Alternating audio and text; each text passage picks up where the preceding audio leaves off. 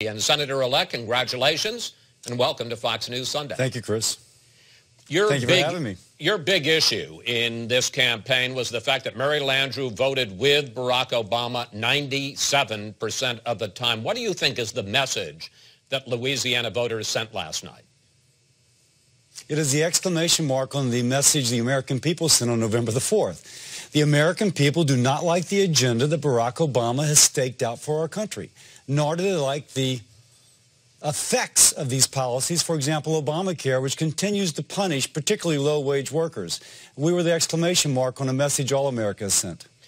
With your victory, and this is really an amazing turnabout, the Democratic Party will now not have a single senator, governor, or state legislator in the Deep South all the way from the Carolinas to your state of Louisiana. Not one. And I guess the question is, what's the Democratic Party's problem? If there's one party for the working person right now, it's the Republican Party. It's the Republican Party that's pushing the use of U.S. natural resources to create American jobs. It is the Democratic Party trying to kill those jobs. So, for example, in the coal industry, they clearly have a war on coal. In the oil and gas industry, Barack Obama continues to impede our jobs with regulations. We are a working family region. The Republican Party is the party of the working family. All right. Now, as I say, you're a senator-elect. In January, you become a senator. What's your top priority, sir? Yeah, I'm a doc. I've been working in the public hospital system for 25 years. Clearly, the health care law, Obamacare, is pounding the American people. As one woman said, a little bit of a TMI conversation at first, I'm 56 years old, speaking of herself, no womb and no children, and yet I'm paying for obstetrical services and pediatric dentistry, and I'm paying $400 more a month with a $6,000 deductible. People are upset about this law. We must do something about it. But can you do anything with Barack Obama still in the White House, sir? A couple things about that. Clearly, the Supreme Court is now considering a case as to whether or not the administration is breaking the law in terms of how they give subsidies. And a plain reading of the law suggests that they are.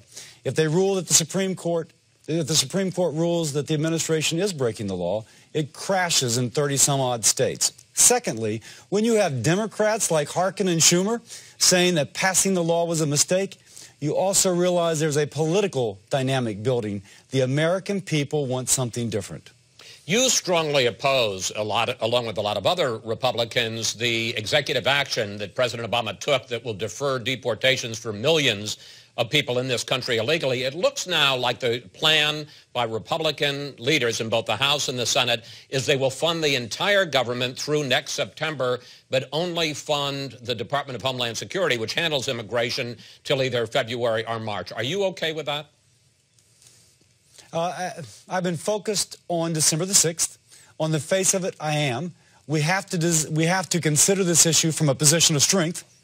Once Republicans take the Senate, we'll be in a position of strength. But allow me to look at it a little bit more carefully now that my election is over.